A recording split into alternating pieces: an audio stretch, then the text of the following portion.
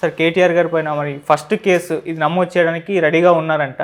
అంటే ఫార్ములా ఈ రేసింగ్ కంపెనీకి అనుమతి లేకుండా డబ్బులు ఇచ్చారని చెప్పేసి చెప్తున్నారు సార్. మరి ఏంటి మరి కేటీఆర్ పైన కేసు నమోదు చేస్తారా? ఏం జరగచ్చు అంటారు సార్ ఈ ఇష్యూ? అంటే ఫస్ట్ కేసు అంటే ఈ పరమైన కేసు ఫస్ట్ కేసు అయి ఉండొచ్చు.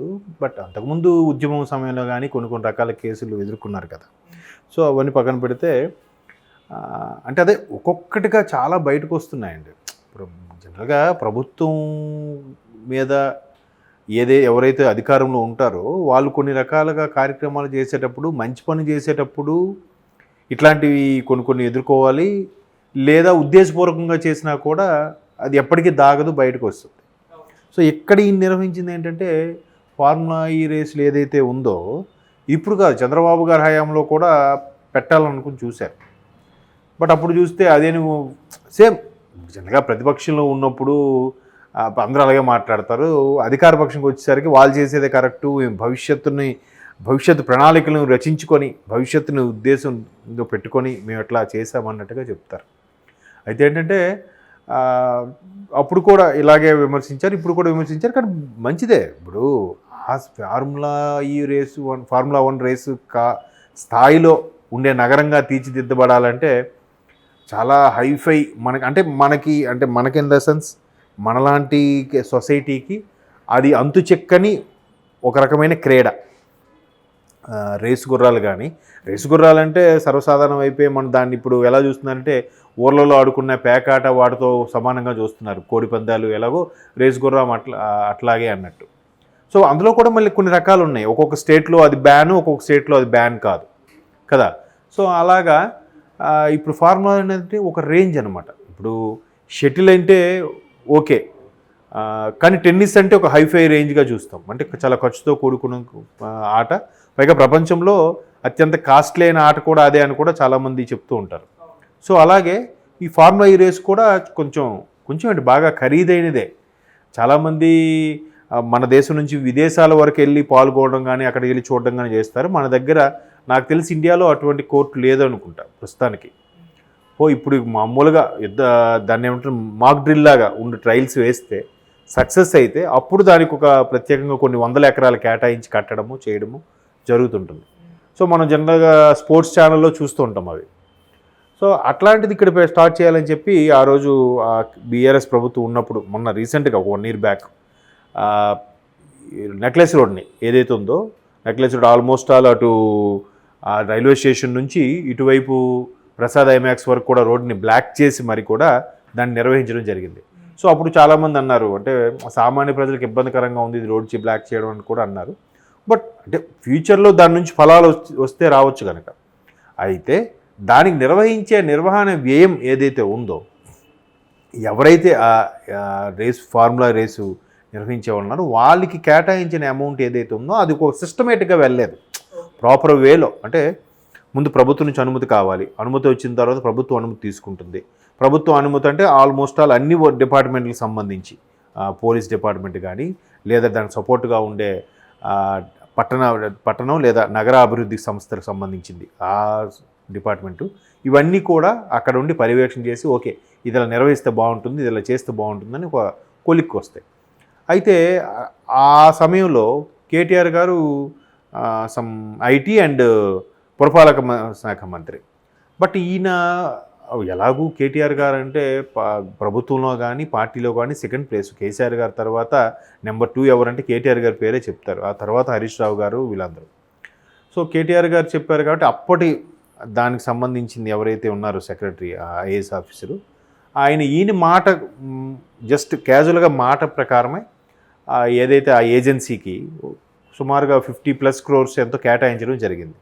సో అది ప్రాపర్ వేలో వెళ్ళలేదు కాబట్టి దానికి లెక్క జమ ప్రతిదీ కూడా ఇప్పుడు బడ్జెట్లో కూడా కేటాయించామంటే దానికి లెక్క చూపించాలి, దానికి ఒక వివరణ ఇవ్వాలి, దానికి ఒక ఎలాగో ఆడిట్స్ అవన్నీ ఉంటాయి. వీటన్నిటి మీద మళ్ళీ భారతదేశం మొత్తం మీద కాగ్ అని ఉంటుంది, కంప్ట్రోలర్ ఆడిట్ జనరల్ అని కదా.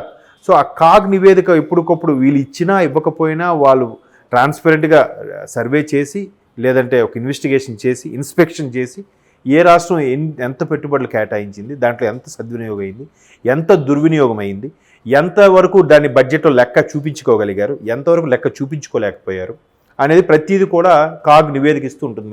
మీ న్యూస్లో కూడా చూస్తుంటారు. ఈ సంవత్సరం ఇచ్చిన కాగ్ నివేదికలో ఈ రాష్ట్రం ఇలా ఉంది, ఈ రాష్ట్రం తప్పుల్లో ఉంది, ఈ రాష్ట్రం లెక్కలు చూపించలేకపోయింది అన్నీ చెప్తుంటారు.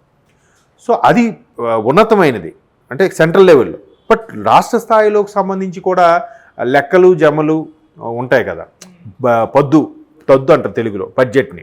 సో ఆ బడ్జెట్కి ఎంత కేటాయించాము, దానికి ఏంటి, లేదా ఈ వ్యయం ఎవరు కేటాయించబడింది, దీని లెక్క ఏంటి అనేది ప్రతిదీ కూడా ఉంటుంది కదా. సో అలా ఉన్నప్పుడు దానికి ప్రాపర్ వేలో వెళ్ళినప్పుడు దానికి లెక్క చూపించాల్సిన బాధ్యత ఉందా లేదా?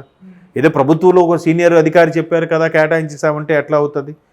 సో అలాగా అప్పుడు ఉన్న మంత్రి గారు చెప్పారు కాబట్టి ఆ సమయానికి ఉన్న ఆయన కలెక్టర్ ఎవరండి, ఐఏఎస్ ఆఫీసరు, ఆయన కేటాయించారు. కానీ ఇప్పుడు ఆయనకి ఇన్వెస్టిగేషన్కి వచ్చేసరికి ఆయన ఓపెన్గా ఏం చెప్పారు, సార్ అప్పుడు ప్రభుత్వ హయాంలో ఉన్నప్పుడు కేటీఆర్ గారు చెప్పారని నేను పాస్ చేస్తానని చెప్పారు. ఇప్పుడు అందుకే అలా పాస్ చేశారంటే దీనికి ప్రాపర్ వేలో వెళ్ళాలి. ప్రాపర్ వేలో వెళ్ళాలంటే ఇప్పుడు కలెక్టర్లకి కొంతమందికి ఇట్లాంటి వాటి వల్లే ఐఏఎస్ అంటే ఐఆర్ఎస్ అయిపోయింది, ఐఏఎస్ కాస్త అన్నట్టుగా చాలామంది విమర్శకులు విమర్శిస్తుంటారు. అంటే అక్కడ ఐఏఎస్ వాళ్ళది కూడా తప్పులేదండి. ఇంతకుముందు జగన్మోహన్ రెడ్డి గారి విషయంలో కూడా శ్రీలక్ష్మి గారు కొంతమంది విమర్శలు ఇప్పటికీ ఎదుర్కొంటున్నారుగా. అంటే ప్రభుత్వం ఉన్న పెద్దలు, ప్రభుత్వం వాళ్ళు చెప్పకపోతే వాళ్ళ నుంచి విమర్శలు ఎదుర్కోవాలి, ట్రాన్స్ఫర్లు, వాళ్ళ నుంచి ఒక ప్రెషరు, ఇవన్నీ ఉంటాయి. సరే ఎందుకులే, ఇదే ప్రజల బాగోగు కోసమే కదా చేస్తున్నాం అన్నట్టుగా వాళ్ళు తెలియదు, వాళ్ళకి డెప్త్ తెలీదు ఐఏఎస్ ఆఫీసర్లకి. బట్ అంతర్లీనంగా మంచి జరగచ్చు, చెడు జరగచ్చు, రాజకీయ నాయకుల ఉద్దేశం మంచి ఉద్దేశమా దురుద్దేశం అనేది తెలియదు కాబట్టి వాళ్ళు ఓకే ప్రెజర్ వల్ల ఓకే చేస్తారు. తర్వాత పర్యవసానం ప్రభుత్వాలు మారినా కానీ లేదా కొన్ని రోజులు అయిన తర్వాత అసలు విషయం అనేది బయటకు వస్తుంది. వచ్చినప్పుడు ఏమవుతుంది, ఆ రాజకీయ నాయకుడు పక్క తప్పుకుంటాడు, కానీ ఆయన 5 ఏళ్ళ 10 ఏళ్ళలో ఉంటాడు మహా అయితే. బట్ పదవిలో ఉండే ఐఏఎస్ ఆఫీసులు ఎవరైతే ఉన్నారో ఆ వ్యవస్థ సంబంధించిన అధికారులు వాళ్ళందరూ కూడా సఫర్ అవ్వాల్సి వస్తుంది కదా. సో ఇప్పుడు ఆ ఐఏఎస్ ఆఫీసర్ సఫర్ అవుతున్నారు. సఫర్ అయినప్పుడు ఖచ్చితంగా ఆయన ఇన్వెస్టిగేషన్కి ఎక్స్ప్లెనేషన్ ఇచ్చినప్పుడు ఎవరు అంటే పలానా వ్యక్తి ఇట్లా చెప్పడం వల్ల చేశాను అని చెప్తే మీరు చేసేస్తారా? మీకు దానికి ఒక జీవో ఉండక్కర్లేదా, లేదంటే ఒక ఆర్డర్ ఉండక్కర్లేదా, లేదంటే ఒక ఫైల్ మీద సంతకం ఉండక్కర్లేదా? ఇవన్నీ లేకుండా మీరు ఎలా చేస్తారని విమర్శ ఎదుర్కొంటారు కదా. చెయ్యకపోతే ఒక బాధ, చేస్తే ఇలాంటి బాధలు. అది సవ్యంగా జరిగితే పర్వాలేదు, పలానా వ్యక్తి ఇలా చేశారా, అప్పుడు ఆయన చేయబట్టి ఆ కలెక్టర్ కూడా బాగా ఐఏఎస్ ఆఫీసర్ కూడా బాగా నిర్వర్తించారు, డిపార్ట్మెంట్ సెక్రటరీగా ఐఏఎస్ ఆఫీసర్ ఉన్నప్పుడు ఆయన ఉన్నప్పుడు బాగా నడిచిందిరా అని అనుకుంటారు. ఒకవేళ దుర్వినియోగం అయితే ఇలాంటి విషయాలు బయటకు వస్తాయి. సో ఇప్పుడు కాంగ్రెస్ వాళ్ళు చాలామంది అంటున్నారు ఖచ్చితంగా కేసీఆర్ గారు కేటీఆర్ గారిని ఖచ్చితంగా ఇరికిస్తారని అంటున్నారు, కానీ ఊరికి ఎందుకు ఇరికిస్తారు? నేను మొన్న ఏబిఎన్ రాధాకృష్ణ గారికి సీఎంగా అయిన తర్వాత నెల రోజులు అయిన సందర్భంగా రేవంత్ రెడ్డి గారు ఒక ఇంటర్వ్యూ ఇచ్చిన దాంట్లో ఒక్కొక్కటిగా ఆయన విశ్లేషణ చూస్తుంటే ఇన్ని తప్పిదాలు జరిగాయా అంటే ఒక సిస్టమ్ ఫాలో అవ్వకుండా. అదే ఇంటర్వ్యూలో కూడా నేను ఇంకోటి కూడా చూశాను. ఇప్పుడు 33 జిల్లాలు ఎన్నో చేశారు, 10 జిల్లాలని కాస్త 10 జిల్లాలను 20 చేస్తే చాలు మహా అయితే. అంటే నేను అనుకునేది ఎందుకు ఇంతకుముందు ప్రభుత్వాలకు ఎవరికి అవగాహన లేదా, ఐడియా రాలేదా? కాకు అవగాహన లేక కాదు కదా. ఏ నాయకుడు కూడా ఆయనే డైరెక్ట్గా దిగి రంగంలోకి దిగి సర్వేలు చేసేసి యుద్ధ ప్రాతిపదికన ఈ జిల్లా ఇది, ఈ జిల్లా ఇది అని చేశారుగా. దానికి ఒక ఎలా ఉంటుందంటే విస్తీర్ణము, లేదా జనాభా ప్రాతిపదికన, లేదంటే దాంట్లో ఉండే మండలాల ప్రాతిపదికన, నియోజకవర్గాల ప్రాతిపదికన, ఏవో రకరకాలు ఉంటాయి కదా. అవన్నీ లేకుండా డైరెక్ట్గా ఆయన అదే చెప్తున్నాడు. ఒక జిల్లాలో అయితే 6 మండలాలు కలిపి ఒక జిల్లా చేశారంట. 6 అంటే ఎట్లా అయిపోయిందంటే కలెక్టర్లకి, డిఎస్పీలకి, ఎస్పీలకి పని లేకుండా పోయింది. 6 మండలాలకి ఒక జిల్లా అయితే 6 మండలాలకు ఒక కలెక్టరు, జనరల్గా 6 మండలాలకి ఒక సర్కిల్ ఇన్స్పెక్టర్ ఉంటాడు. ఇట్లాంటి ఒక 6-7 మండలాలకు ఒక డిఎస్పీ ఉంటాడు, ఓకే డివిజనల్ హెడ్. ఆ డిఎస్పీ అక్కడే ఒక ఆర్డీఓ ఉంటాడు. అలాగే 2-3 డివిజన్లకి ఒక జిల్లా ఉంటుంది. సో ఇవన్నీ ఒక సిస్టమేటిక్గా వెళ్తే ఇవన్నీ జరుగుతాయి. అలా కాకుండా స్వలాభం కోసము, అక్కడ ల్యాండ్ రేటు పెంచడం కోసము, లేదా ఆ ప్రాంతంలో ఉండే తన వ్యక్తులకి, తన మనుషులకి, తన అనుచరులకి లబ్ధి చేకూరాలను జిల్లాలను, మండలాలను గానో లేదా రెవెన్యూ డిపార్ట్మెంట్లు కానీ అభివృద్ధి చేసేస్తే ఎవరికి లబ్ధి చేకూరినట్టు? దాని మీద ఒక ట్రోల్ కూడా వచ్చింది. ఇలాగే ఒక కలెక్టర్ గారు జిల్లా పర్యవేక్షణకు స్టార్ట్ అయ్యారట. స్టార్ట్ అయ్యి కారు ఒక 20 కిలోమీటర్లు వెళ్ళేసరికి అక్కడ అయ్యిందంట. డ్రైవర్ ఇంకా కారు తీయట్లేదు. ఏమయ్యా పద నెక్స్ట్ డివిజన్ పద అంటే, సార్ అయిపోయింది సార్. అదంటే జస్ట్ 20 కిలోమీటర్లు వచ్చాం అప్పుడే అయిపోయిందంట. ఈ జిల్లా అయిపోయింది సార్ అని. ఆ 20 కిలోమీటర్ల పరిధి ఒక జిల్లా అంట. ఇంక మరి కలెక్టర్కి డిఎస్పీలకి ఎస్పీలకి ఏం పని ఉంటుందండి కదా. సో అట్లాగా కొన్ని చేశారని విమర్శలు కూడా ఉన్నాయి. ఆయన ఇంటర్వ్యూలో నేను చూసి తెలిసింది, నాకు పూర్తిగా తెలియదు. సో ఇట్లాగా స్వలాభం కోసమో లేదా ఇంకేదో రీజన్స్తో చేసినప్పుడు వాళ్ళు ఇవన్నీ వెరిఫికేషన్ చేసి తీస్తే అరే వీళ్ళు గవర్నమెంట్ వచ్చింది కదా కాంగ్రెస్ వాళ్ళు బీఆర్ఎస్ను ఆడుకుంటున్నారని ఒక విమర్శ. అసలు ఏం జరిగిందో వెలికి తీస్తే అరే తప్పు చేశారు కదా అరెస్ట్ చేపిస్తున్నామంటే ఒక విమర్శ. ఏది కరెక్టు? ఎవరి వెర్షన్ కరెక్ట్ అంటారు? ఈ వీళ్ళ వెర్షన్ కరెక్టే. ఇప్పుడు ఆ తర్వాత 22 ల్యాండ్ క్లూజర్లు కొలిసి పెట్టారంట, అంటే వీళ్ళే వచ్చేద్దామనే మళ్ళీ. అది ఎంతవరకు కరెక్ట్? వచ్చిన తర్వాత కొనుక్కోవచ్చు కదా.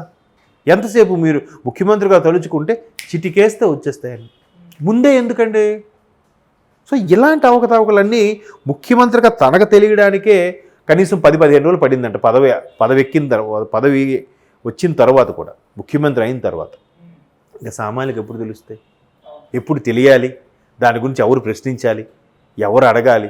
ఆ వృధాగా పోతున్న ధనాన్ని ఎప్పుడు మరలా ప్రజలకు ఉపయోగకరంగా ఉపయోగించాలి అంటే జీవితకాలం సరిపోదేమో కదా. సో అలాంటి దృష్టిలో పెట్టుకొని ఇప్పుడు ఆ 50-55 కోట్లు ఎలా మళ్ళిస్తారు? దానికి లెక్కేది? ఒక మాటగా చెప్తే, మంత్రిగా చెప్తే చేసేస్తారా? దానికి ఆర్థిక శాఖ పర్మిషన్తో కదా రావాలి నిధులు, ఎక్కడొచ్చాయి? సో ఇలాగంటే కక్ష సాధింపు చర్యలు అంటారు. సిస్టమ్ ఉండాలి. ఇప్పుడు ఇది కరెక్ట్. ముందు కేటీఆర్ గారిని అరెస్ట్ చేసి తర్వాత ఇన్వెస్టిగేషన్ చేయడం కరెక్ట్ కాదు. మొన్న పక్క రాష్ట్రం జరిగినప్పుడు మొన్న ఏం చేశారు? ఏ విట్నెస్ లేవు, ముందు చంద్రబాబు గారిని అరెస్ట్ చేశారు, తర్వాత ఎంక్వైరీ అంట, అది కూడా అక్యూజ్డ్ 37. కరెక్ట్ కాదు కదా. ఇప్పుడు ఈయన ఏం చేస్తున్నాడు? ముందు ఎంక్వైరీ, ముందు ఆ కలెక్టర్ ఎవరు, లేదంటే దాన్ని పాస్ చేసింది ఎవరు, దాని కింద అధికారులు ఎవరు, ఇవన్నీ చేసిన తర్వాత అప్పుడు ఎవరయ్యా మీ హయాంలో మీకు ఎవరు ఆర్డర్ ఇచ్చారు? ఫలానా మంత్రి గారు. అప్పుడు మంత్రి, సరే ఆ మంత్రి గారు అప్పుడు తెర మీదకి డైరెక్ట్గా కేటీఆర్ గారి దగ్గరికి వెళ్ళిపోలేదుగా. ఇది సిస్టమ్. ఏదైనా ఒక సిస్టమ్ ఫాలో అవ్వాలి. అది ఇన్వెస్టిగేషన్ అయినా, బడ్జెట్ అయినా, ఒక ఖర్చు పెట్టడం అయినా, అభివృద్ధి చేయడం అయినా, ఏదైనా కూడా అప్పుడు ఎవ్వరికీ ఇబ్బంది ఉండదు. ఇప్పుడు కాదు, 10-20 ఏళ్ళు అయిన తర్వాత కూడా ఎవరు ఏం చేయలేరు. సో అందుకు ఇప్పుడు చూద్దాం మరి ఏం జరుగుతుందో. మీరు అన్నట్టు ఫస్ట్ కేసా, ఫస్ట్ అరెస్టా, లెట్ వి సీ.